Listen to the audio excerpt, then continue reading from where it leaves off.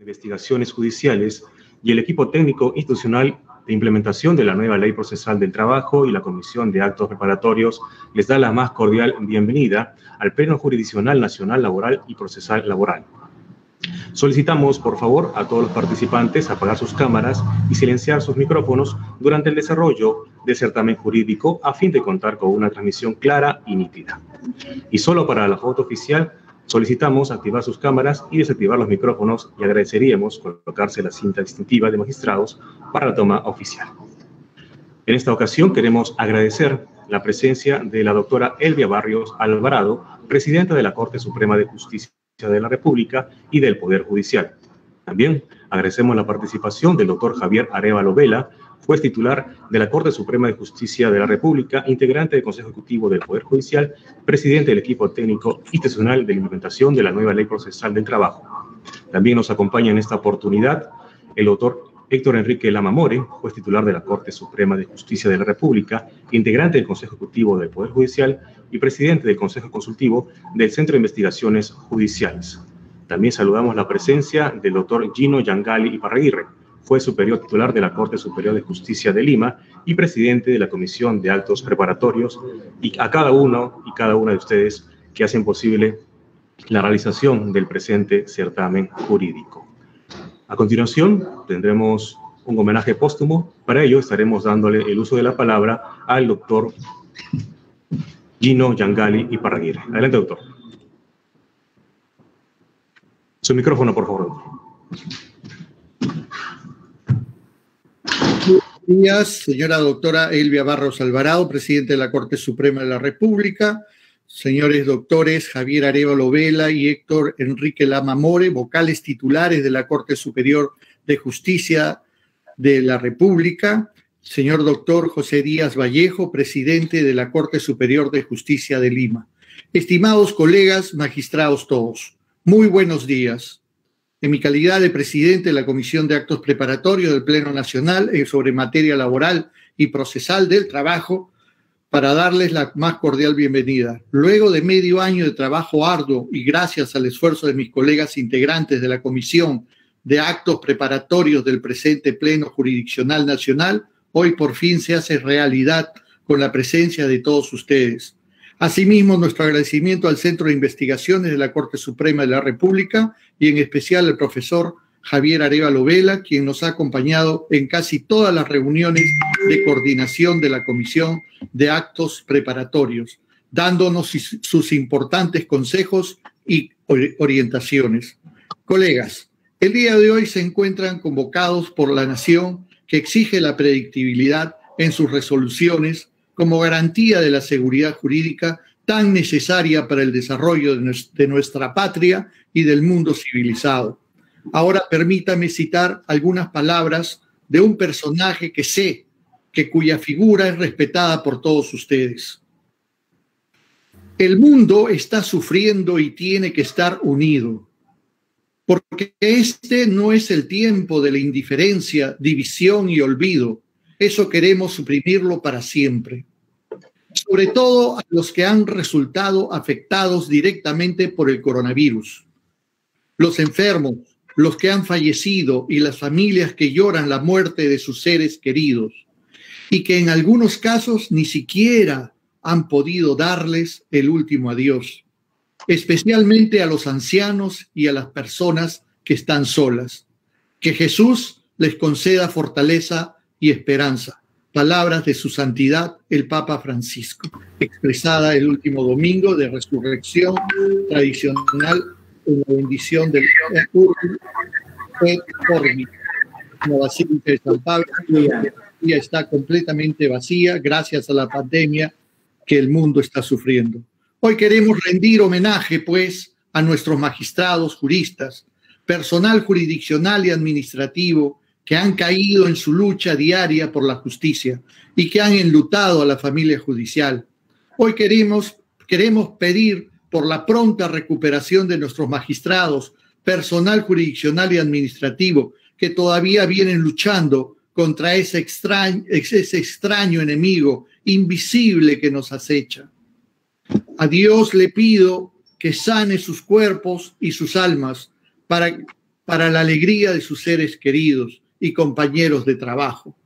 Por acuerdo de la Comisión de Actos Preparatorios del presente Pleno Jurisdiccional, queremos rendir pleitesía a un jurista en especial que se ha destacado como uno de los mejores laboralistas que ha tenido nuestra patria, nuestro amigo Javier Neves Mujica, quien nos dejó en el mes de diciembre último. Y también quiero tomarme la libertad de recordar a un distinguido magistrado, amigo y jurista, Vladimir Paz de la Barra, quien ha dejado huella profunda en nuestra generación. Amigos, descansen en paz, los vamos a extrañar. Por todos ellos, elevando nuestras oraciones para recibir la bendición de Dios Todopoderoso, quiero pedirles que me acompañen con un minuto de silencio por las almas de quienes nos dejaron y por la salud de quienes siguen luchando. Por favor.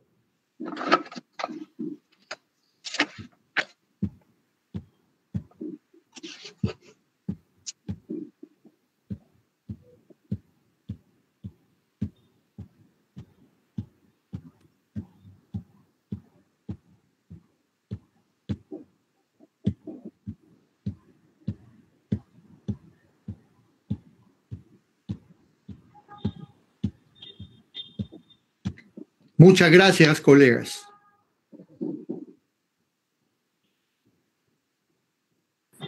Muchas gracias a usted, doctor, por su intervención en este homenaje póstumo a cada uno de los jueces que, por razones de esta pandemia, nos han dejado. A continuación, vamos a tener las palabras de bienvenida a cargo del doctor Héctor Enrique Lama More, en su calidad de juez titular de la Justicia de la República e integrante del Consejo Ejecutivo del Poder Judicial y presidente del Consejo Ejecutivo del Centro de Investigaciones Judiciales. Por favor, reiteramos, llevar los micrófonos, por favor. Adelante, doctor, escuchamos. Muchas gracias. Buenos días a todos y todas. Señora Elvia Barrios Alvarado, presidenta del Poder Judicial y de la Corte Suprema de Justicia de la República. Señor Javier Arévalo Vela, juez de la Corte Suprema de Justicia de la República, integrante del Consejo Ejecutivo del Poder Judicial y presidente del equipo técnico institucional de implementación de la nueva Ley Procesal de Trabajo. Señor doctor Gino Yangali Parraguirre, juez superior de la Corte Superior de Justicia de Lima, presidente de la Comisión de Actos Preparatorios de este Pleno Jurisdiccional Nacional Laboral y Procesal Laboral. Señores jueces superiores de la República, señores presidentes de Corte que nos acompañan. Este es un día muy importante. Tengan ustedes la bienvenida para que participemos conjuntamente en este evento de trascendental importancia referido a la unificación de los criterios jurisdiccionales necesarios para poder dar predictibilidad y tranquilidad a los justiciables que recurren a este poder del Estado en busca de la solución de sus conflictos en materia laboral. La situación del COVID-19 no se detiene. Estamos enfrentando una segunda ola, al parecer con efectos más dramáticos que la primera. Muchos colegas, jueces superiores, jueces especializados, han sido alcanzados con efectos mortales por este virus que asola gran parte del mundo. Nuestro país ha presenciado esta segunda ola. Se comenta que después de esta vendrá una tercera ola. Algunos países ya la tienen padeciendo. También se dice que aguarda una cuarta ola. Así que tenemos, al parecer, para un buen tiempo en esta convivencia que se realiza con este virus invisible que está presente en casi todos los lugares y que debemos protegernos. Debemos acrecentar nuestros cuidados personales y el Poder Judicial y el Consejo Ejecutivo ha dispuesto normas sanitarias bastante precisas para poner a buen recaudo la salud de los jueces, trabajadores e incluso de quienes concurren a los locales judiciales. Esta es una situación especial, pero nada de esto nos detiene. El año pasado el Consejo Ejecutivo implementó plenos jurisdiccionales nacionales durante la pandemia bajo esta modalidad de conexión virtual. Esta solución de Google Meet, que permite la comunicación en tiempo real para facilitar los debates en este evento, ha sido el medio alternativo para poder superar esta dificultad que trae el aislamiento social. El día de hoy iniciamos este pleno jurisdiccional nacional en materia laboral y procesal laboral. Los temas que ustedes discutirán el día de hoy han tenido varias fuentes de aportes. La Comisión de Actos Preparatorios, los jueces superiores a través de los representantes que las Cortes ponen en esta comisión, el equipo técnico institucional de implementación del proceso laboral en nuestro país ha participado activamente, como se ha dicho. Esta participación del equipo técnico institucional en materia laboral es de reciente data y es un factor importante su participación. Pero también ha habido algo bastante particular en esta oportunidad, porque a raíz de la nueva guía metodológica se han recibido también aportes del público, abogados, interesados, litigantes, han señalado qué temas podrían debatirse. Y estos han sido entregados a la Comisión de Actos Preparatorios y son esta comisión, conjuntamente con el Centro de Investigaciones, el equipo técnico institucional, quienes han definido los temas que se abordarán el día de hoy. Estos plenos, como todos sabemos, sirven para unificar los criterios jurisdiccionales que los jueces laborales tienen en sus manos y que deben de darle solución en el tiempo más breve posible. Lógicamente, el tiempo que acarrea la solución del conflicto tiene que ser un tiempo razonable, sobre todo ahora con las dificultades que tenemos de la pandemia, pero tampoco es que se ha dilatado demasiado. El efecto de la pandemia, si bien ha impactado en cierta medida en la celeridad, el área laboral es una de las áreas en las que la continuación de los procesos judiciales ha sido una muestra del compromiso de los jueces. Las audiencias han continuado, las sentencias se han publicado, sobre todo en esta área, que es una área que atiende un segmento muy sensible de la sociedad. La unificación de los criterios jurisdiccionales, si bien es cierto, no resultan sus acuerdos vinculantes hacia los jueces, sin embargo, sí constituye un momento propicio para que los jueces superiores, y transmiten esto también a los especializados, puedan debatir y coincidir en algunos puntos que son controvertidos a nivel nacional. El hecho que no sea vinculante no significa que pierda trascendencia, porque la aplicación de estos acuerdos va más por la convicción que por la obligación. Si en el precedente vinculante que emana de un pleno casatorio de la Corte Suprema obliga a los jueces a seguir ese acuerdo, sin embargo, en los plenos jurisdiccionales los jueces lo siguen porque están convencidos de que esa es la solución a los conflictos que tienen en sus despachos. Por lo demás, si un juez no está de acuerdo con las conclusiones que arriban los plenos jurisdiccionales nacionales, tendría que explicar la razón por la cual no coincide y expresar sus propios argumentos. Esto es importante dejar constancia de ello porque la Ley Orgánica del Poder Judicial establece la necesidad de estos eventos y sus conclusiones no pueden pasar desapercibidas. Si bien no son vinculantes, sí deberían los jueces superiores, especializados, decidir el sentido más apropiado a la causa que tienen por resolver. Y si es un tema que ha sido abordado en un pleno jurisdiccional nacional, deberían señalar por qué razón se apartan y en el caso de que no sean de esa idea. Por otro lado, este evento digamos, como todos sabemos, participan jueces superiores, también participan invitados, con derecho o no. Los temas que se abordarán el día de hoy son temas que tienen trascendencia laboral, pero, ojo, también tienen trascendencia constitucional y diría trascendencia de convencionalidad de las decisiones emanadas por la Corte Interamericana de Derechos Humanos. Pérdida de la confianza y reducción de la remuneración es uno de los temas. La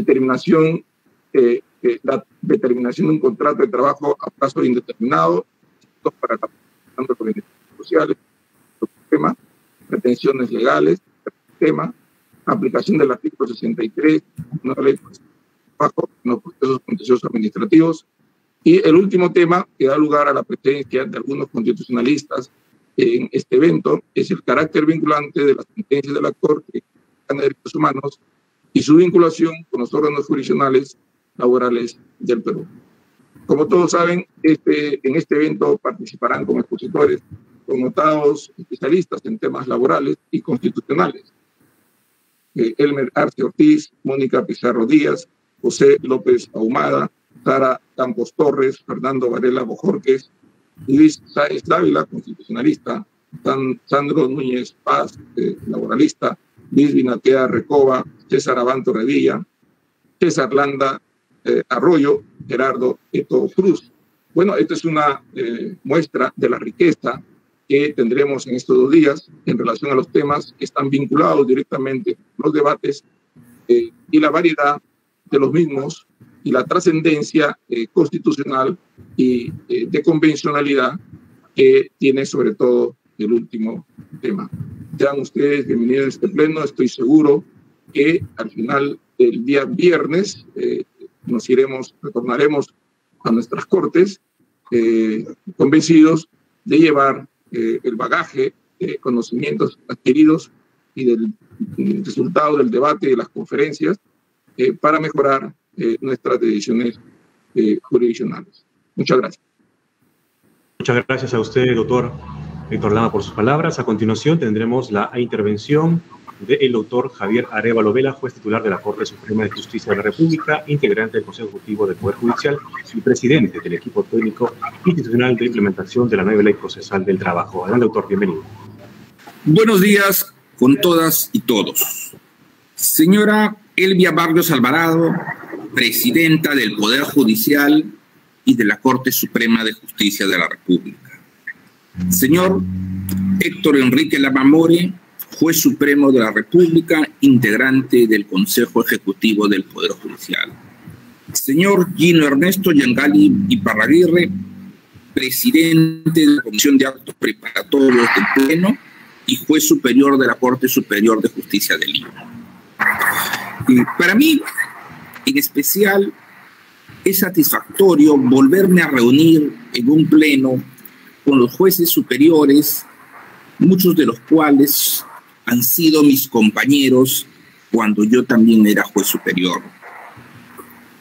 Y sé de la valía de estos plenos. Creo haber participado desde el año 96 en casi todos los plenos superiores y, bueno, los supremos, ni que hablar. Los plenos, junto con la doctrina jurisprudencial y el precedente vinculante, son las 3 formas de productos jurisprudenciales que emite el Poder Judicial. Lamentablemente no tenemos el precedente vinculante porque no se ha podido llevar a cabo un pleno casatorio. Y en ese sentido, los plenos jurisdiccionales resultan ser de gran utilidad para los jueces cuando ellos necesitan interpretar alguna norma. Sí lo han dicho, no es obligatorio. Sin embargo, hay una carga moral, una necesidad de cumplirlos. ¿Por qué? Por la predictibilidad. Señores jueces, yo sé que a veces los acuerdos plenarios pueden ser discutibles, pero dejemos de lado nuestras posiciones personales, salvo que tengan un sustento muy fuerte, y aceptemos la de la mayoría. Mire, cuando uno trabaja en un pleno, trabaja como un colegiado, ¿no? A veces tiene que un poco dejar de lado sus convicciones o posiciones personales para permitir aquellas que lleven a la seguridad, a la uniformidad. Salvo, vuelvo a decirles, que exista pues una sentencia de un tribunal internacional, del Tribunal Constitucional, de la Corte Suprema, una modificatoria legislativa, pero lo que no podemos hacer, y es uno de los defectos que los jueces han tenido siempre, es yo no acato el pleno porque soy independiente. Eso no es justificación, señores. Entonces, si bien es cierto, el pleno no es obligatorio, hay que tratar de darle una obligatoriedad para que hacia afuera las personas sepan que su caso se va a resolver a favor o en contra, pero con seguridad, porque esos fallos raros, esos fallos espectaculares, entre comillas, lo único que originan es el cuestionamiento a los jueces por parte de la comunidad, incluso por la academia. Ustedes saben, yo soy profesor de maestría hace más de 12 años y de universitario más de 20 años, y he podido ver siempre eso, ¿no? ¿Por qué los jueces, esa opinión ya académica, no judicial, por qué han resuelto de esa forma? ¿Qué les pasó? Y a veces realmente uno mismo se queda pensando, ¿y qué pasó acá? Y es que el juez a veces no sabe o no ha querido o no ha podido explicar su posición. Si van a alejarse de un pleno, de una decisión importante de un superior, expliquen. Si no, no lo hagan. Si quieren atacar, si quieren discrepar y no están en capacidad de hacerlo a través de una sentencia, escriban un artículo, publiquen un libro, pero por favor contribuyan a la seguridad jurídica. Dicho esto, no me queda más que felicitar al Centro de Investigaciones, en su presidente, el doctor Héctor Lama More, a la Comisión de Actos Preparatorios, en su presidente, el doctor Gino Giangalli, y decirle pues que estos días deben ser fructíferos, no unos días que se desperdicien, y que las conclusiones de este pleno esperamos sean aplicables. Y recuerden que la Corte Suprema también considera los plenos de los superiores. No es que los ignoramos, muchas veces nos sirven de fuente de inspiración para lo que resolvamos cuando estos acuerdos son realmente valiosos, como la mayoría de ellos. Mis mejores éxitos para el pleno y muchas gracias. Muchas gracias a usted, doctor Arévalo, por sus palabras. A continuación vamos a tener las palabras de la presidenta de la Corte Suprema de Justicia de la República y de Poder Judicial, la doctora Elvia Barrios Alvarado. Presidenta, adelante. Muy buenos días. Señor doctor Javier Arévalo Vela, consejero y presidente del equipo técnico institucional de implementación de la Ley Procesal de Trabajo. Señor doctor Héctor Lama More, también consejero y presidente del Consejo Consultivo del Centro de Investigaciones Judiciales. Señor doctor Gino Giangalli Parraguirre, presidente de la Comisión de Actos Preparatorios de este Pleno Nacional Laboral y Procesal Laboral. Señores jueces y juezas participantes de cada una de las Cortes Superiores de Justicia de todo el país. Reciban ustedes mi cordial saludo y es una enorme satisfacción contar con la presencia virtual de cada uno de ustedes en esta importante actividad institucional. Vaya desde acá nuestro agradecimiento por el esfuerzo de ser protagonistas del cambio a través precisamente de los plenos jurisdiccionales. Sirva también, como lo han dicho antes, este escenario para recordar y tener siempre presente a nuestros colegas, jueces, juezas, personal del Poder Judicial que ya no nos acompañan en este contexto de emergencia sanitaria. La vida humana nos hace reflexionar sobre el porqué y el para qué de nuestra existencia y corresponde a cada uno de nosotros darle sentido a la vida con fe, recordando y tener presente la vitalidad de la familia judicial. Lo decía hace un momento el doctor Giangalli, no es tiempo de indiferencia, es tiempo de construir, es tiempo de mirar la vida de manera diferente porque no hay vuelta atrás Es tiempo también de construir nuestra institución desde una nueva forma de trabajo, que es la conectividad. Pero fundamentalmente es tiempo de aprender a ser mejores seres humanos, a tener empatía entre las mujeres, a tener esa sororidad necesaria y fundamentalmente a construir todo lo que se hace dentro de la institución judicial. En cuanto a la actividad que nos convoca, debemos precisar que la realización de estos plenos, como los han dicho ya antes, corresponde a una política pública institucionalizada en el Poder Judicial relativo a la predictibilidad judicial en aras siempre, en el horizonte siempre de la seguridad jurídica, un principio pues que deriva del Estado constitucional de derecho. Los plenos jurisdiccionales como espacios de debate alturado e intercambio de pareceres de nuestros jueces y juezas sobre determinada problemática jurídica tiende a la uniformidad, a la coherencia y a la regularidad de los criterios de los órganos jurisdiccionales. Y en ese permanente hacer estamos todos firmemente comprometidos, porque es una muestra del acercamiento que tenemos también con la ciudadanía.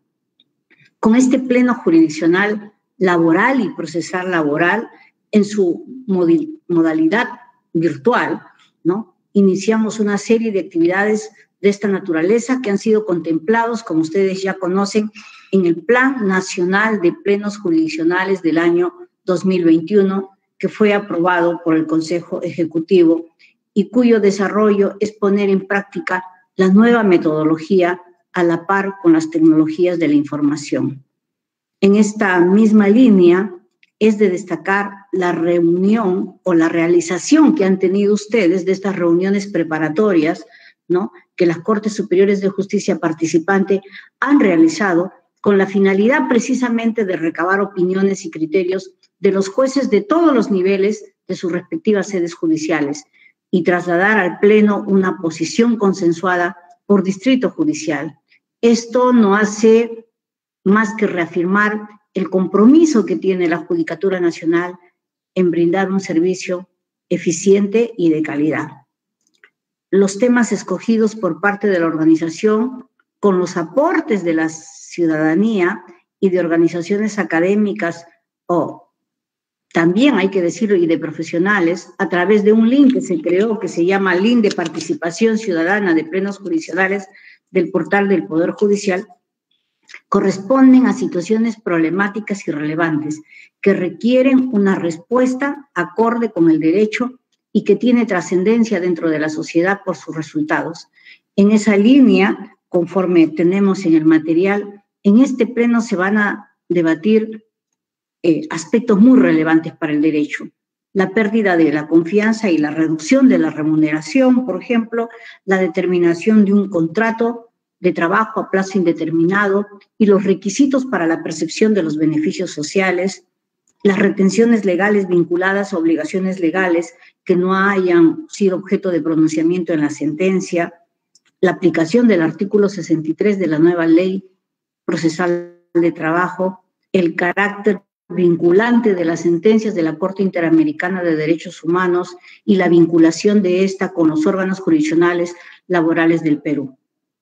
Qué importantes son los temas, pero hay que destacar que dos de los temas que hoy serán materia de debate por los jueces laborales corresponden a la problemática que ha sido identificada por la ciudadanía a través de sus aportes vía el link del Poder Judicial. Como podemos apreciar, son aspectos jurídicos de primer orden y mucho ayudará el sentido de la interpretación y la labor argumentativa que se llegue hoy y mañana. En consecuencia, es de nuestro interés que este tipo de encuentros proporcionen las herramientas hermenéuticas de calidad para afianzar y optimizar el quehacer jurisdiccional de nuestros jueces y juezas ante los dramas y casos que llegan a sus despachos. Conforme al compromiso determinado en el plan de gobierno también referido a promover la transparencia y el derecho de acceso de la ciudadanía a las actuaciones judiciales y el quehacer que realizamos, este pleno jurisdiccional y los subsiguientes son transmitidos en señal abierta por el canal de información judicial Justicia TV, pues con ellos pretendemos que la sociedad identifique las materias que son objeto de pronunciamiento y conozca la labor del Poder Judicial encaminados a una impartición de justicia de calidad y celeridad para los usuarios del servicio de justicia. Señoras y señores participantes, concluyo deseándoles éxito por el esfuerzo y dedicación en este pleno. Declaro inaugurado el Pleno Jurisdiccional Laboral y Procesal Laboral 2021 e invoco a todos ustedes que sigamos trabajando e igualmente cuidándonos porque como lo señaló hace unos minutos el doctor Lama, los tiempos que vienen son tiempos difíciles, demandan nuestro esfuerzo, demandan nuestro compromiso y tenemos que seguir prestando este servicio de justicia, porque para eso estamos, para servir a la ciudadanía. Muchísimas gracias. Muchas gracias a usted, señora presidenta, por sus palabras en este acto inaugural de este importante pleno. Vamos a tener a continuación las pautas metodológicas a cargo del doctor Gino Ernesto Yangali Iparraguirre, juez superior titular de la Corte Superior de Justicia de Lima y presidente de la Comisión de Actos Preparatorios. Su micrófono, doctor. Muchas gracias. Vamos a tratar de resumir las pautas metodológicas, o sea, las reglas de juego que hemos aprobado en la Comisión de Actos Preparatorios, que va a comprender respecto a la exposición y descripción fundamentada de las situaciones problemáticas sometidas al Pleno. Las preguntas. Luego de la exposición de uno de nuestros invitados, ¿no? Vamos a hacer las preguntas a través del chat, que nos da la facilidad este sistema, ¿no? Las preguntas, para hacer una pregunta, debe de señalarse el nombre completo de la persona que está haciendo la pregunta, el distrito judicial de procedencia y también a qué expositor va dirigida la pregunta. Las preguntas deben de ser concretas, no pueden ser argumentadas, sino directamente y lo más sencillo y cortas posibles para dar tiempo a otras. ¿Qué es lo que está pasando? De que nosotros tenemos después de las exposiciones 20 minutos, solamente 20 minutos. Y dentro de esos 20 minutos están la formulación de las preguntas, todas juntas, y luego la contestación a esos cuestionamientos, todo junto por parte del expositor. Muchos de ellos tienen ya una tarea en sus agendas ya recargadas y nos han pedido que se respete el tiempo. Así que terminados los 20 minutos de las preguntas y de las respuestas, inmediatamente pasamos a cumplir el tiempo, pero así religiosamente. ¿Ya? Así que nos van a pedir, les pido disculpas desde ya si es que llega tarde la pregunta o pregunta que tenga argumento, no la vamos a tener en cuenta, ¿no? Así que tiene que ser muy sencilla, ¿no? El planteamiento del problema está a cargo de los miembros de la Comisión de Actos Preparatorios. Entre nosotros nos hemos dividido, cada uno de ellos va a presentar el planteamiento del problema que estamos convocando. La etapa elaborativa. Al final de todo, que va a ser el día viernes, va a ser el taller, ¿no? Mediante talleres los jueces participantes en grupo de trabajo intercambian opiniones, formulan cuestionamientos y plantean conclusiones respecto a los temas de la materia del debate del Pleno Jurisdiccional. Se deben de respetar también acá los tiempos. Por favor, esto es muy importante. Las etapas. Los grupos de trabajo ya los ha considerado el Centro de Investigaciones, ¿no? Y dentro de ese grupo se va a elegir a un presidente y un relator, ¿ya? y va a tener como apoyo a un secretario de actas o secretaria de acta. Para eso hemos invitado a las Cortes Superiores, de las distintas Cortes Superiores de la República, a que participen personal de las distintas Cortes Superiores. Y también va a participar el Centro de Investigaciones como apoyo para la asistencia técnica de la aplicación de la guía metodológica de plenos jurisdiccionales. Las conclusiones a las que se arriben en cada uno de los grupos de trabajo se consignarán en un acta. Esta acta debe ser firmada por el presidente, ¿no?, del pleno, perdón, del grupo, ¿no? Y remitir también al Centro de Investigaciones de la forma que se le va a indicar en breve momento. En los talleres, los jueces, con toda libertad, pueden ustedes emitir sus opiniones. Esa parte no va a ser grabada, solamente la parte académica, ¿no? Así que pueden emitir con toda confianza sus opiniones, ¿no?, sus cuestionamientos a tal o cual punto, ¿no? Solo tienen derecho a voz y voto los vocales superiores en ejercicio, ya sean titulares o provisionales. En la etapa deliberativa y resolución, vamos a hacer una sesión plenaria ya el día viernes, ¿no?, donde se sistematiza la votación de cada mesa de trabajo y se adoptan los acuerdos por cada tema debatido. La sesión plenaria está dirigida por el presidente. En el reglamento dice director de debates, pero eso le corresponde al presidente de la Comisión de Actos Preparatorios del Pleno. Excepcionalmente, si es que ocurriera algo, se puede designar a uno de los miembros de la comisión preparatoria. Estará acompañado, el presidente estará acompañado en este pleno por todos los miembros integrantes de la comisión para colaborar, para dar fe de que responde los acuerdos a la votación hecha por todos nuestros colegas, ¿no? Los votos se hacen por unanimidad o por mayoría simple de los votos emitidos por el total de jueces superiores participantes. De surgir una tercera ponencia, queda a criterio de la Comisión de Actos Preparatorios tenerlo o no en consideración. La propuesta, si hay alguna propuesta modificatoria de legislativa, ¿no?, esto se va a canalizar a través del Centro de Investigaciones Judiciales de la Corte Suprema. En caso de surgir empate en la votación, el presidente de la Comisión de Actos Preparatorios tendrá el voto dirimente, quien podrá someter en consulta a la comisión previo al voto. En la sesión, en toda la sesión va a ser por el Google Meet, que ya todos estamos familiarizados, pues todas nuestras audiencias se llevan a través de este sistema.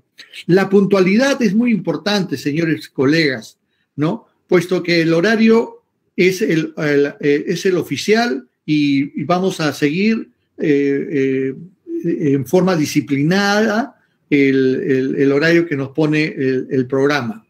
El registro de participantes estará a cargo de la solución corporativa del Google Meet del Poder Judicial, el mismo que registra en forma automática la presencia.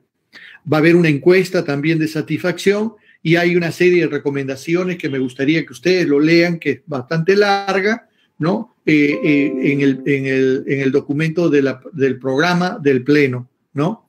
Deben de apagar sus cámaras y sus videos, por favor, y sus audio y video, porque si no, el video se va a bajar la señal y el audio va a haber una distorsión y todos tenemos derecho a tener una señal clara, nítida, ¿no?, para poder entender lo que se está explicando, ¿no? Bueno, esto es todo. Por favor, lean el programa y las recomendaciones, que es bastante largo. Ya estamos pasando el tiempo. Soy el primer violador de la disciplina. Entonces, muchas gracias de antemano por cumplir con las pautas metodológicas que estoy seguro todos vamos a cumplir. Muchas gracias. Muchísimas gracias a usted, doctor Yangali, por su intervención. Vamos a continuación a invitar a todos los participantes y presentes en esta sala para que puedan encender sus cámaras, colocarse la medalla respectiva y, por supuesto, tener el micrófono apagado para la toma oficial de este importante evento de apertura. Vamos entonces a invitar a las autoridades y a los señoras juezas y señores jueces para que puedan ubicarse de manera adecuada y posar para la foto oficial de apertura. Entonces, a la cuenta de 3, 2, 1, 0. Una más, por favor, para la prensa. 1, 2, 3.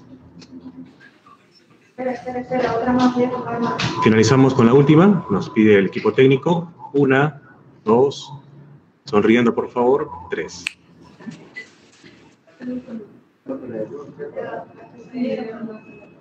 Muchísimas gracias. Entonces, vamos a proceder a continuación a dar inicio a la parte académica, agradeciendo a nuestra presidenta su presencia, a los señores jueces supremos e integrantes del Consejo Ejecutivo, a las señoras y señores jueces superiores de nuestro país y, por supuesto, a toda la plana que está involucrada en la organización de este importante pleno. Vamos entonces a dar inicio a la parte académica, cediéndole el uso de la palabra al doctor Gino Yangali Iparraguirre para que pueda ser el encargado de la presentación de la hoja de vida de nuestro primer expositor, el doctor Javier Arévalo Vela.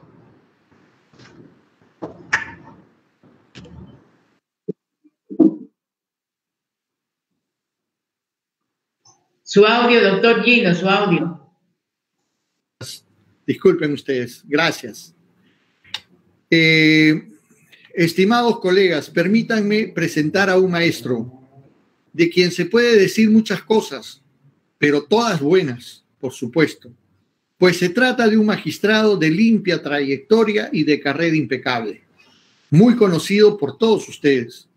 Se trata de un jurista que siempre ha luchado por los derechos de los magistrados en todos los niveles de su carrera judicial. Se trata de un magistrado que ostenta la mayor producción de libros en la especialidad en materia laboral. Actualmente es juez supremo titular de la Corte Suprema de Justicia de la República del Perú e integrante del Consejo Ejecutivo del Poder Judicial y presidente del equipo técnico institucional de implementación de la nueva Ley Procesal del Trabajo. Es magíster en Derecho por la Universidad Nacional Mayor de San Marcos, con estudios especializados en Derecho del Trabajo en la Escuela Judicial del Reino de España. Es especialista en Derecho Constitucional y Gobierno de Gestión Judicial por la Universidad Carlos III de Madrid. Actualmente es docente de la maestría en Derecho del Trabajo y Seguridad Social de la Universidad San Martín de Porres. Conferencista a nivel nacional e internacional. En especial, es amigo de todos y un ejemplo a seguir. Se trata del maestro Javier Arévalo Vela, quien nos disertará con el tema el Derecho Internacional del Trabajo. Adelante, maestro. Muchas gracias, Gino, por tus palabras tan buenas, tan alentadoras, quizás producto del conocerme, de haber trabajado juntos durante años. El tema que nos motiva, y por favor quisiera que me apoyen con la proyección de las diapositivas, es el derecho internacional del trabajo. En primer lugar, ¿por qué se buscó este tema? Este tema se buscó para el Pleno a raíz de la discusión sobre qué fuentes internacionales podrían ser aplicadas. En realidad, muchas veces los jueces nos olvidamos o simplemente no conocemos la posibilidad de aplicar el derecho internacional del trabajo, en general, ¿no? El derecho internacional del trabajo, pues, es parte del derecho nacional en la medida que esté respaldado por un tratado. Así lo dice el artículo 55 de la Constitución, que nos dice: los tratados celebrados por el Estado y en vigor forman parte del derecho nacional. A pesar de ello, a veces lo olvidamos. Lo olvidamos y nos surgen situaciones en que decimos cómo podría solucionar esto. Y la solución está en el derecho internacional del trabajo. La siguiente lámina, por favor. Y entonces viene la pregunta: ¿qué cosa es el derecho internacional del trabajo. Y de repente nos comenzamos a preguntar qué cosa es. Y vamos a encontrar numerosas definiciones. De estas definiciones, nosotros también hemos elaborado una sujeta a la crítica, pero que va en la línea de lo que sostienen los autores. Y lo podemos definir como un conjunto de normas creadas por los sujetos de derecho internacional por medio de decisiones bilaterales o multilaterales, así a partir de fallos de los organismos internacionales a los que se han sometido determinadas controversias. ¿Y cómo se entiende esto? Sujetos de derecho internacional, ustedes conocen que son los estados, pero además de los estados, los organismos internacionales, la OEA, la ONU, etc. Pero también de los fallos.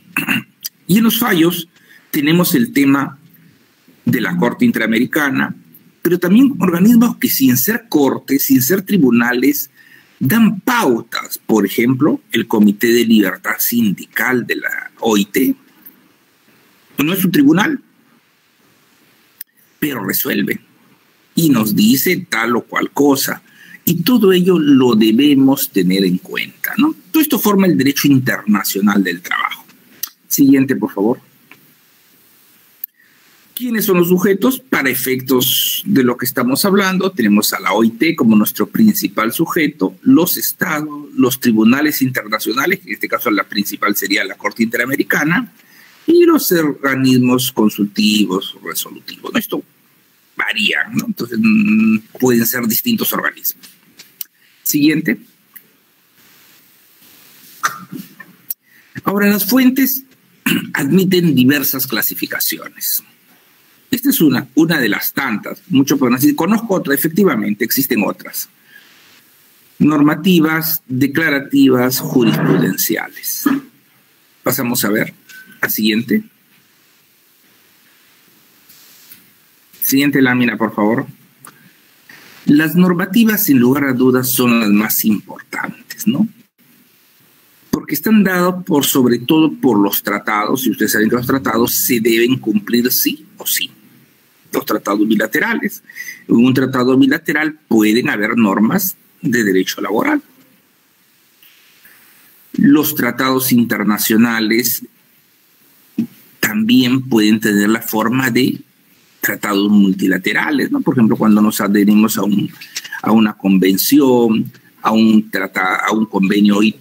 ¿Qué cosa es un convenio OIT? Es un tratado. Es un tratado, y había una antigua clasificación de los tratados que hablaba de tratados ley y tratados contrato. Tratados ley eran aquellos que regían a varios estados, y tratados contrato eran aquellos que se establecían entre dos estados, ¿no? Pero bueno, esta clasificación es bastante antigua. Sin embargo, ilustra cómo tenemos fuentes normativas. Los tratados bilaterales, los tratados multilaterales. Y dentro de esto, especial atención nos merecen los convenios y recomendaciones de la OIT. Ustedes saben que los convenios, una vez que son celebrados y son ratificados por un Estado, pues deben cumplirse sí o sí. No hay manera de escaparse al control de los convenios.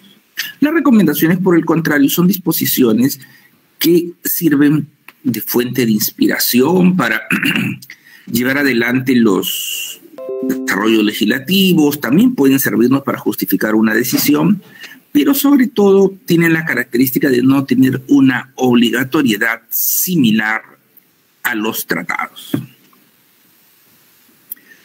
Debo resaltar que de todas estas fuentes, en nuestro país somos signatarios de muchos tratados, pero que a veces ni siquiera los conocemos o que los olvidamos.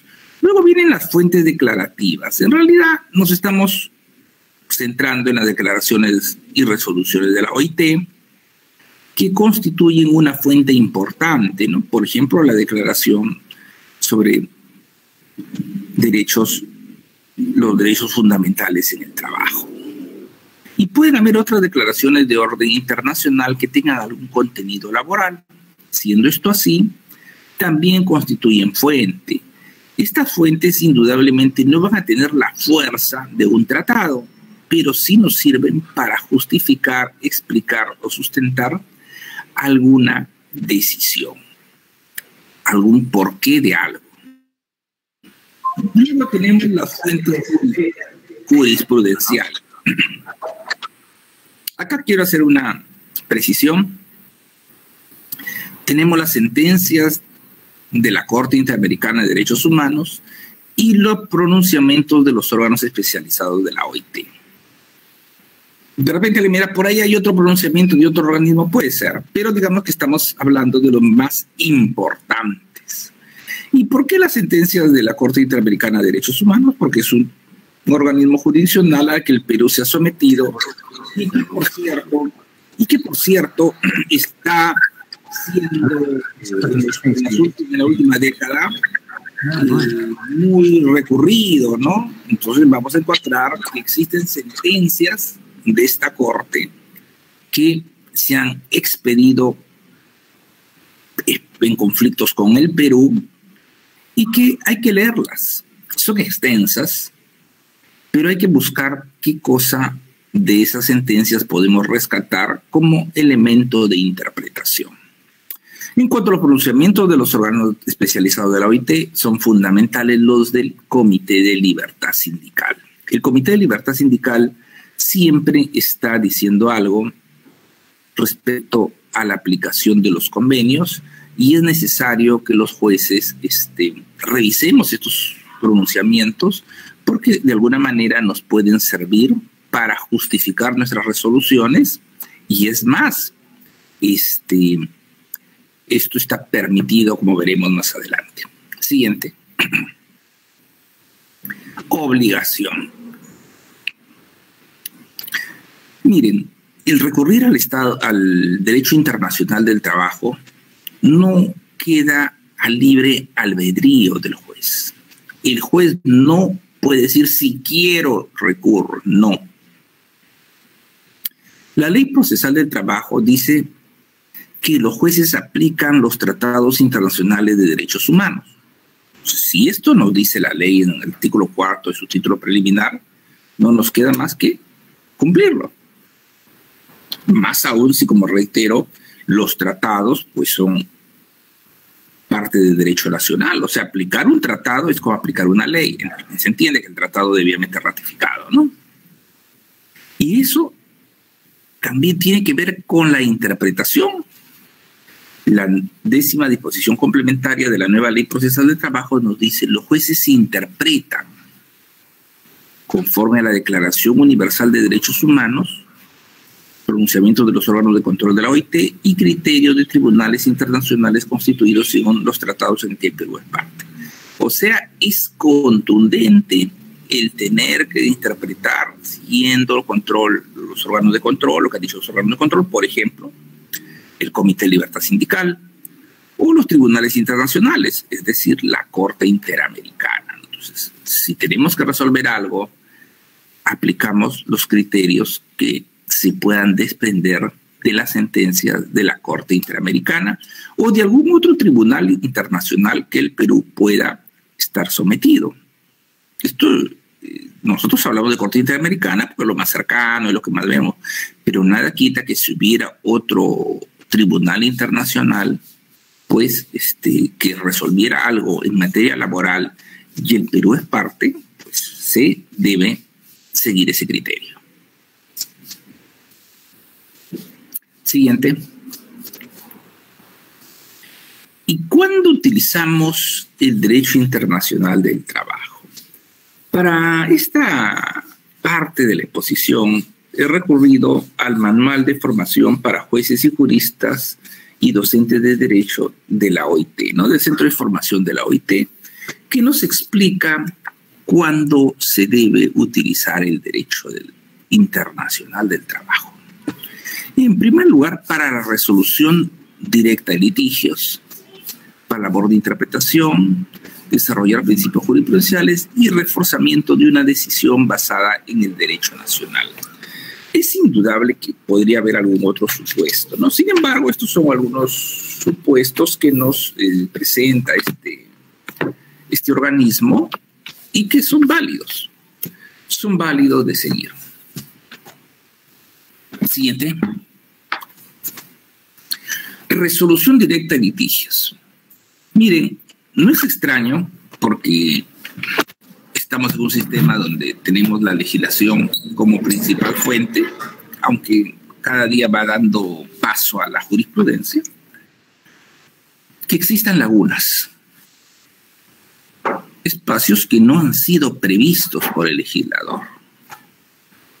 En ese caso, ante un vacío del derecho, una laguna, pues podemos recurrir a las normas internacionales, ¿no? Al derecho internacional. Primer supuesto. Luego tenemos para descartar una disposición de derecho nacional menos favorable a los trabajadores. Es indudable que hay muchas leyes, muchas normas antiguas que hoy en día han sido superadas por el derecho internacional. Cuando hablo de derecho internacional, fundamentalmente los convenios y las decisiones de las cortes internacionales. Pues bien, si es que consideramos que una norma ya ha sido superada porque ha sido mejorada, pues debemos ir a lo más favorable. O sea, si la norma internacional da pautas más favorables, debemos recurrir a ello. Y luego, para invalidar una disposición de derecho interno, básicamente esto tiene que ver con nuestro ordenamiento jurídico. Si es que tenemos una norma de derecho interno que contraviene un tratado, deberíamos preferir el tratado. Esto es lo que nos dicen las reglas de derecho internacional. Luego, la labor interpretativa. Bueno, en realidad el tema interpretativo es un tema que nos dan algunas reglas, pero que ustedes saben, la hermenéutica jurídica nos ha dado todo un paquete de métodos de interpretación que son válidos. Pero ello no quita que al momento de interpretar usemos también el derecho internacional, sobre todo siempre pensando en que la interpretación a partir de ambigüedades o de términos generales en el texto se debe llevar a una interpretación favorable y progresiva, ¿no? Entonces, no puede haber una interpretación a partir de los instrumentos internacionales que resulte negativa para el sector laboral. No, todo lo contrario, debe ir a una interpretación favorable. Finalmente, la evaluación de constitucionalidad. Esto tiene que ver más con un tema que lo van a explicar en su momento los especialistas en derecho constitucional. Pero es evidente que la constitucionalidad de una disposición de derecho nacional es fundamental. La norma que no va en la dirección constitucional, no va acorde con el orden constitucional, no puede ser objeto de aplicación. Siguiente. Y desarrollar principios jurisprudenciales. Esto va directamente con nosotros. Bueno, nosotros los jueces tenemos que recurrir a los instrumentos internacionales para cubrir lagunas, para crear jurisprudencia y también incluso aplicar las disposiciones del derecho internacional, favoreciendo pues una interpretación, un manejo del derecho nacional, ¿no? El derecho nacional podría parecer o podría ser, porque hay normas de derecho laboral nuestras que no son las más favorables, no parecen normas de derecho laboral, sobre todo los dados en la década del 90, ¿no? Ustedes saben que ha sido una década en que las normas laborales han sido, pues, podría decir yo, negativas para el sector laboral.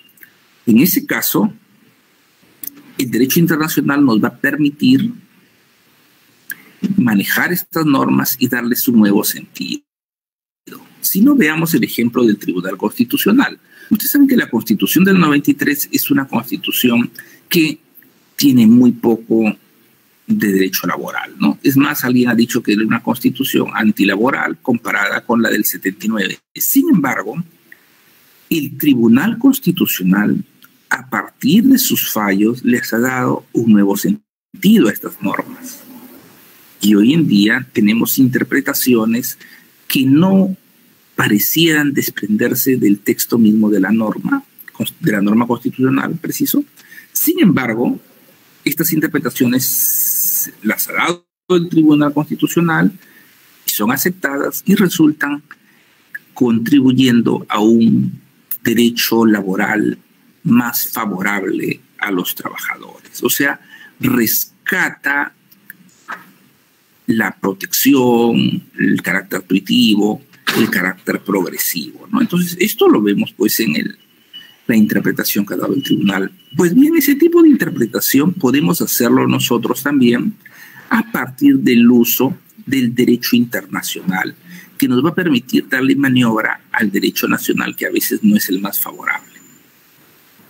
Esto, por supuesto, debe llevar a una justificación, ¿no? Si yo quiero decir que lo que es negro podría ser gris, tengo que auxiliarme en normas internacionales, jurisprudencia, convenios, recomendaciones, y de repente puedo fundamentar eso. Lo que sí no puedo hacer es forzar, ¿no? Si es que no hay manera de que una cosa sea de otra forma, pues simplemente habrá que acatarlo. Siguiente.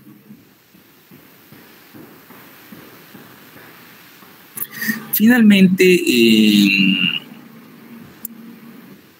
la aplicación del derecho internacional contribuye al reforzamiento de una decisión basada en el derecho nacional. Esto es claro, el derecho nacional tiene una disposición que la aplicamos, pero que puede ser reforzada. Esto va a ser más consolidante y sobre todo en el caso de los órganos jurisdiccionales que emiten sentencias en última instancia o en casación.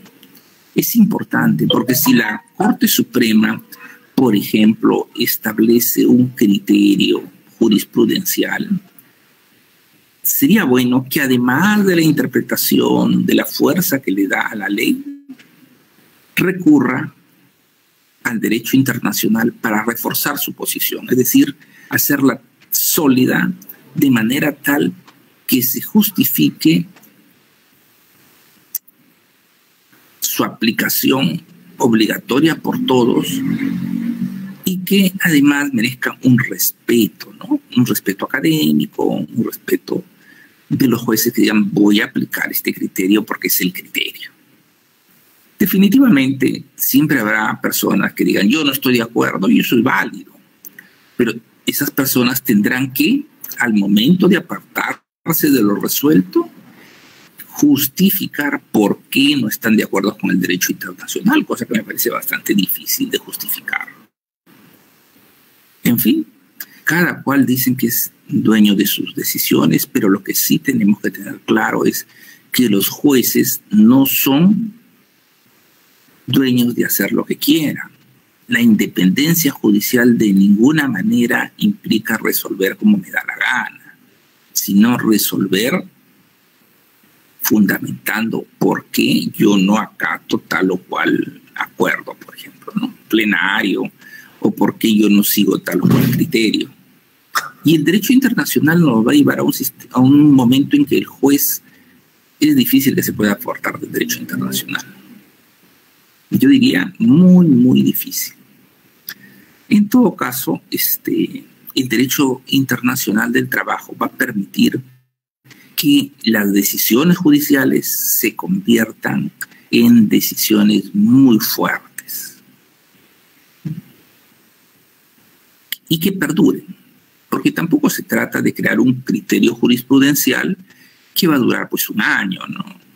2 años, no, los criterios jurisprudenciales deben durar bastante tiempo y cambiarse solo cuando así lo amerite la situación, como decía yo, por cambios en el derecho internacional, cambios en la ley, cambios en la jurisprudencia constitucional. No se trata que cambie el colegiado y cambio el criterio, eso es totalmente irresponsable y sobre todo que no contribuye a la seguridad jurídica.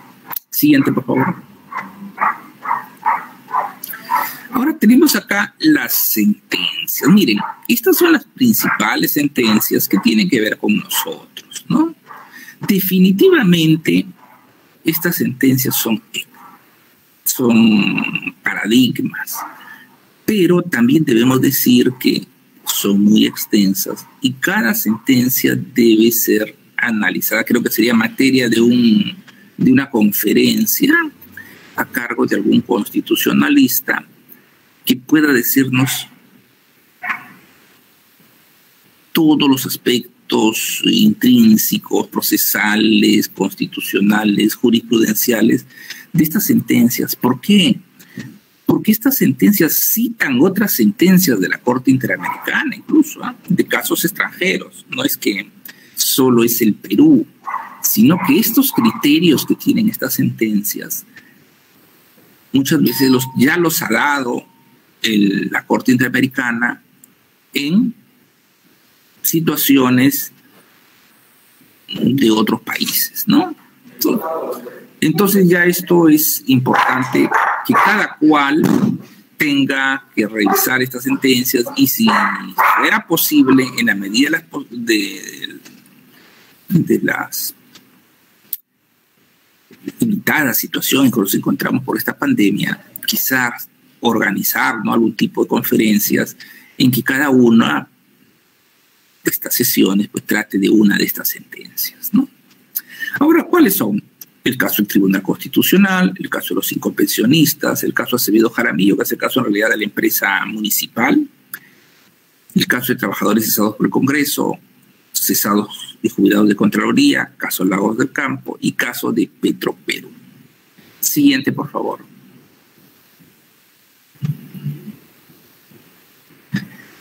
Bueno, en realidad acá yo no voy a analizar las sentencias, simplemente algunos datos importantes, ¿no? Siempre van a encontrar ustedes que estas sentencias dicen que la sentencia por sí misma ya es una reparación, criterio del tribunal, ¿no? Entonces la Corte Interamericana de Derechos Humanos dice, esta sentencia por sí misma ya es una reparación. Y expresa qué es lo que se ha violado. Miren, esta sentencia tiene muchas páginas, ¿no? O sea que esto que les presento no es pero ni el 1%. Básicamente ideas centrales, ¿no? Que se violó el derecho a las garantías y protección judicial.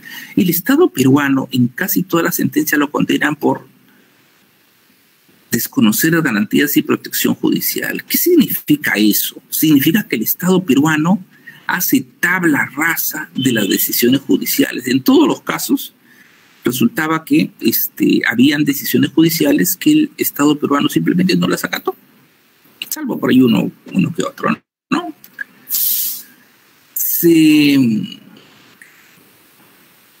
Se manda a pagar, ¿no?, determinados montos y se ordena pagar costas. Siguiente. Siguiente. Igual pasa en el caso de los 5 pensionistas, ¿no? Se vuelve a lo mismo, que la sentencia per se es una reparación, que se violó el derecho a la propiedad privada y la protección judicial, se incumplió la Convención Americana y se manda a pagar daño inmaterial, que siempre vemos que la Corte manda a pagar los gastos y las costas. Esto es importante porque siempre tiene esta disposición en las sentencias y se establece que los pagos no pueden ser objeto de tasa o impuesto, ¿no? Y además se establece que si el Estado no paga estos montos oportunamente, se generan intereses moratorios. Siguiente. Se vuelve a lo mismo, la sentencia per se es una forma de reparación, el Estado viola el derecho a la libertad de pensamiento y expresión. Acá se habla de la violación al derecho a la estabilidad laboral, a la libertad de asociación, protección de garantías judiciales, y bueno, se manda a pagar, ¿no? Igual que en los casos anteriores, estos procesos siempre van por un lado, que el Estado peruano no acata decisiones judiciales. Esto es un poco preocupante. Siguiente.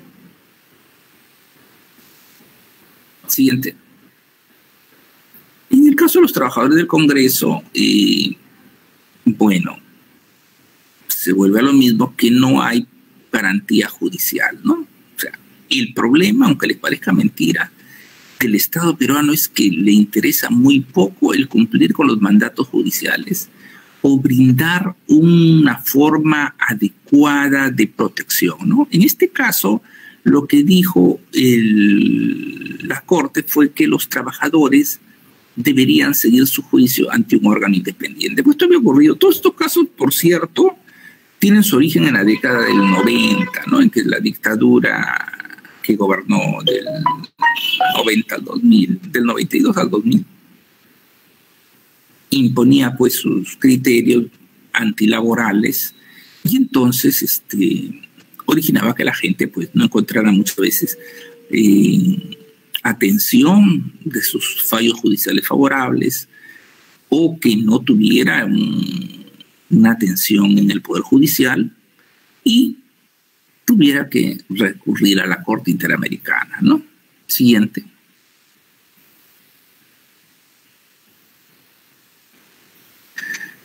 Igual acá los cesantes de la Contraloría, la Corte resuelve que se viola el derecho a la propiedad privada y a la protección judicial porque se modificó el régimen de la Ley 2530 y se afectó a un... Por favor, apáguense.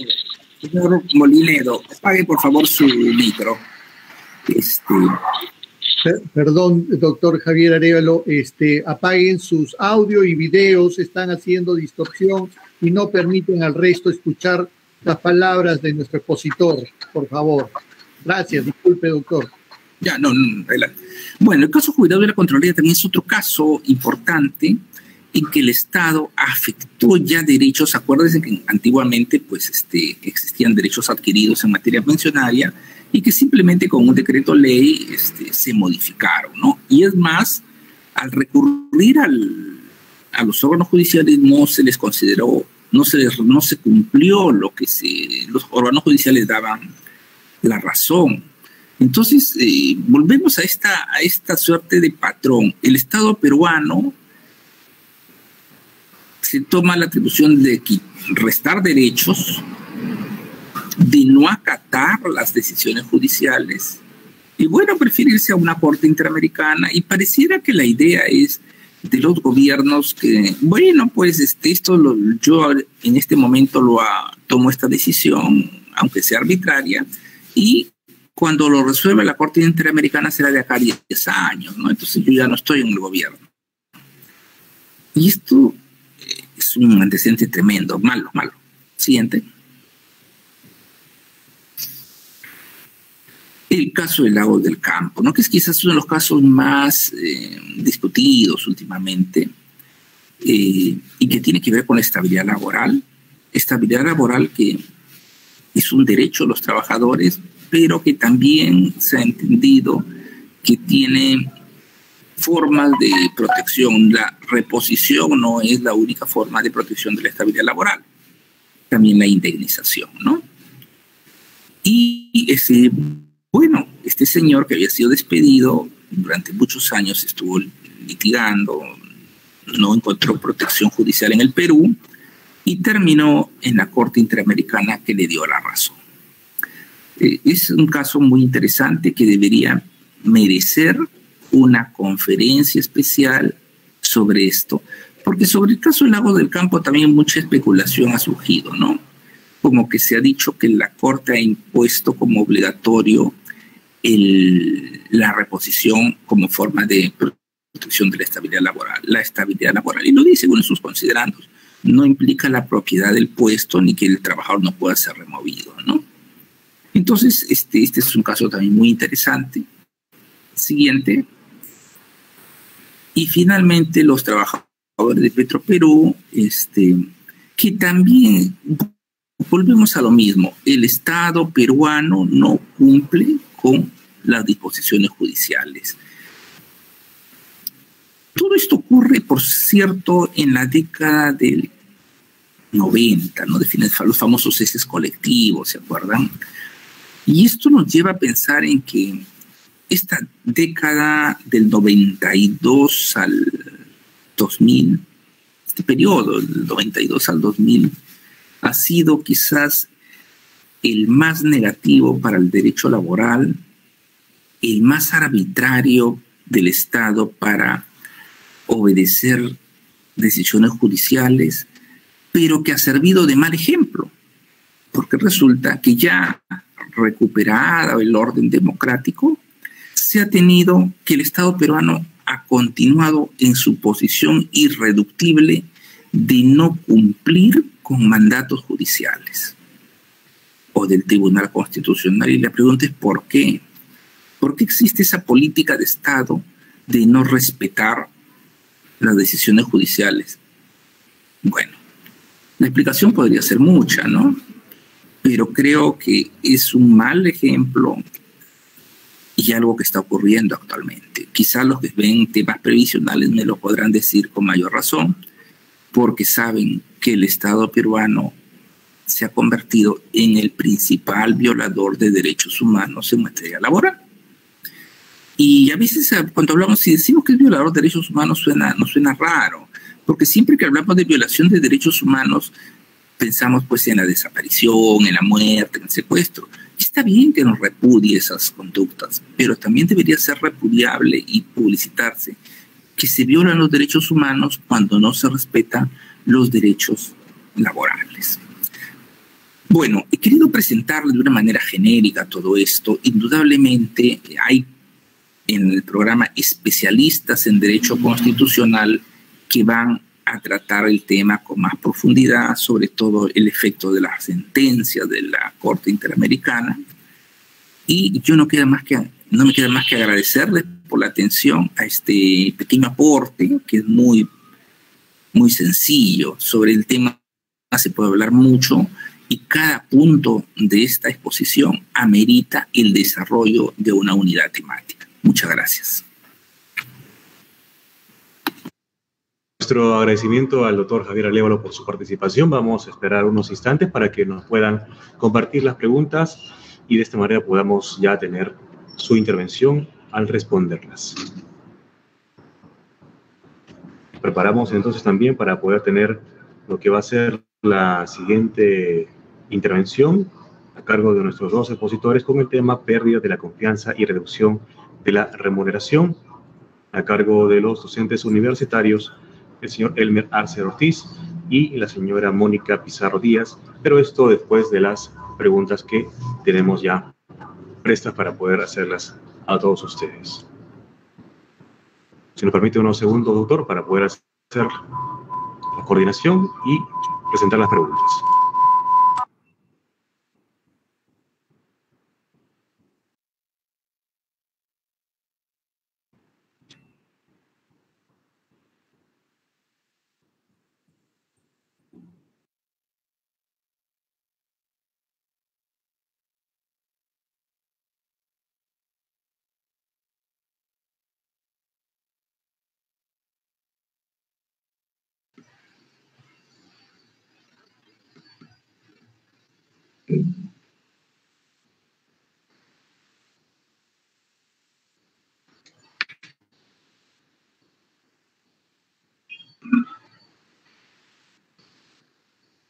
Muy bien, muchas gracias. Buenos días con los magistrados presentes.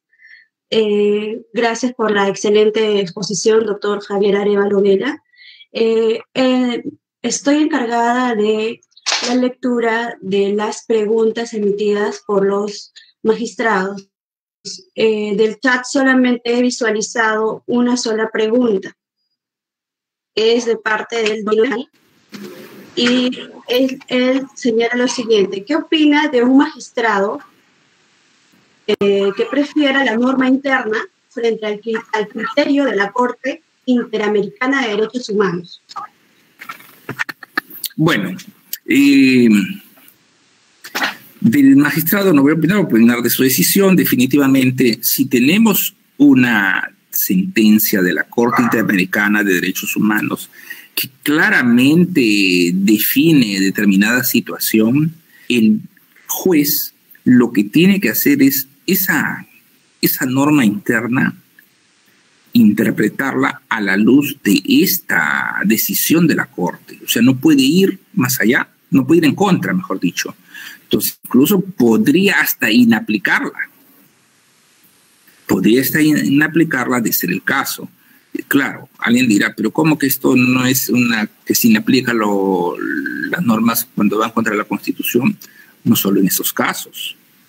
Acuérdense que la Constitución ha hecho que los tratados son normas internas, y entonces, ¿qué haríamos nosotros? O sea, ¿cómo lo podríamos ver? Yo me pongo a pensar, tengo una ley X que va en contra de una decisión A.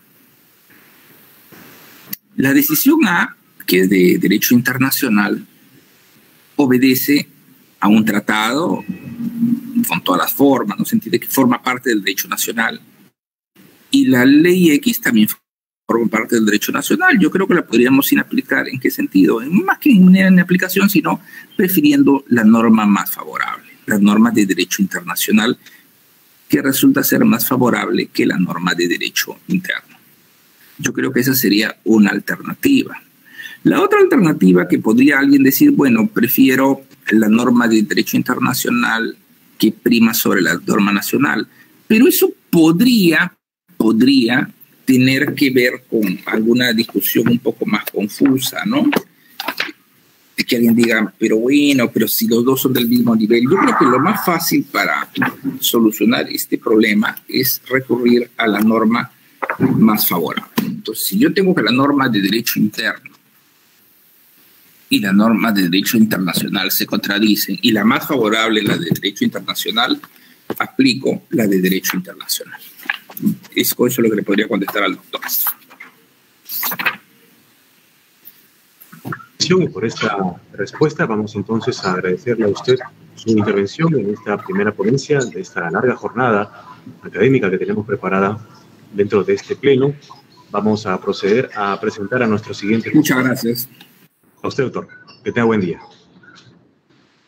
Vamos a presentar entonces al doctor Elmer Arce, quien es doctor en Derecho por la Universidad de Cádiz de España, profesor de Derecho de Trabajo del pregrado y posgrado de la Pontificia Universidad Católica del Perú. Él es director de la Maestría de Derecho del Trabajo y de la Seguridad Social. Vamos a iniciar con él el tema pérdida de la confianza y reducción de la remuneración. El tema, pérdida de la confianza y reducción de la remuneración, que estará a cargo en primer término del doctor Elmer Arce Ortiz. Tiene 40 minutos. Muchas gracias. Adelante, lo escuchamos. Bueno, muchas gracias. Antes que nada, agradecerles a los organizadores de este importante e interesante pleno la invitación.